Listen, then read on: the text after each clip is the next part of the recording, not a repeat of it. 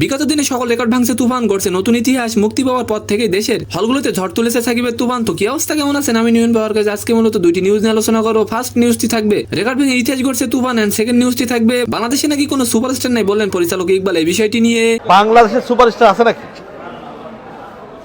আমি প্রথম বললাম এটা।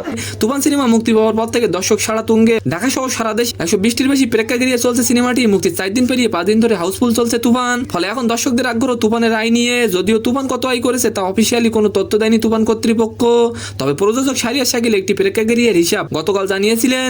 প্রথম আড়াই দিনে 1,20,00,000 টাকা গ্রস সেল হয়েছে। সিনেপ্লেক্সের ইতিহাসে 20 বছরে কোনো সিনেমা এত টাকা ইনকাম করতে পারেনি। স্টার সিনেপ্লেক্সে চলা প্রিয়তম পরান হাওয়া সিনেমাকে ছাড়িয়ে গেছে তুফান। আর এবার আলোচনা করবো পরিচালক ইকবাল বলেন বাংলাদেশে নাকি কোনো সুপারস্টার নেই। আসলে তিনি সাকিব খানকে কখনো সুপারস্টার মনে করেন না। তুফান সিনেমা যে হল মালিকরা নিছেন তাদের প্রত্যেকে নাকি লস খাবে। অন্যদিকে চিত্র দেখলে বোঝা যায় তুফান দেখতে সিনেমা হলে প্রচুর মানুষ ভিড় করছেন, আর সিনেমা দেখে তারা বলছেন অনেক সুন্দর একটি সিনেমা। আর অন্যদিকে ইকবালের সিনেমা মাত্র 10 থেকে 12টি হল পেয়েছিল। এন্ড ইকবালের মুভি দেখে দর্শকদের প্রতিক্রিয়া ঠিক এমনই ছিল। ইকবালের মাতা না ভালো লাগে না আমার কাছে। তো সম্মানিত দর্শক, আজকের ভিডিওটি কেমন লাগলো অবশ্যই কমেন্ট বক্সে জানাবেন। আর ভিডিওটি যদি ভালো লাগে অবশ্যই একটি লাইক দিয়ে আমাদের চ্যানেলটিকে সাবস্ক্রাইব করে দিবেন। ধন্যবাদ।